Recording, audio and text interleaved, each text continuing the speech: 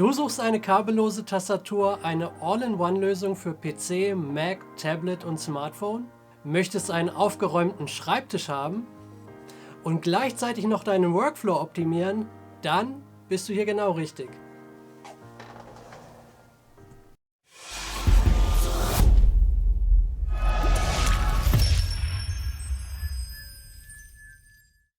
Heute geht es um die Multi-Device-Tastatur K780 aus dem Hause Logitech.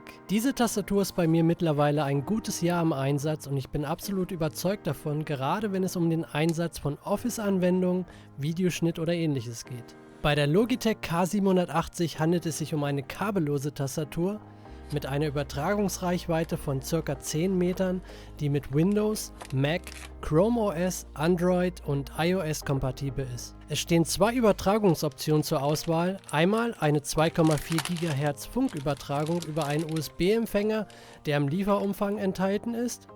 Und die zweite Option wäre das Verbinden mit einem Bluetooth-fähigen Endgerät. In puncto Sicherheit kann man noch erwähnen, dass zwischen der Tastatur und dem verbundenen Gerät eine 128-Bit AES-Verschlüsselung stattfindet. Die großen, sorgfältig gearbeiteten konkaven Tasten mit spürbar solidem Druckpunkt werten das Arbeiten mit dieser voll ausgestatteten Tastatur in Sachen Haptik und Komfort um einen weiteren Pluspunkt auf. Wichtige Hotkeys und Sondertasten für die entsprechenden Systeme wie zum Beispiel Mac oder Windows sind mit an Bord, sodass man in dieser Hinsicht keine Einschränkungen hat. Das Gewicht von 875 Gramm inklusive 2 AAA-Batterien sorgen bei dieser Tastatur in Kombination mit den 5 Gummifüßen auf der Unterseite für einen bombenfesten Halt. Aber nun kommen wir zu den eigentlichen Highlights der K780. Zum einen haben wir hier diese drei sogenannten Easy Switch-Tasten. Diese heben sich durch ihre weiße Farbe und einer integrierten LED von den restlichen Tasten ab. Jeder dieser drei Tasten kann jeweils einem Endgerät zugewiesen werden. Dazu gleich mehr. Kleiner Disclaimer am Rande, das ist kein gesponsertes Video.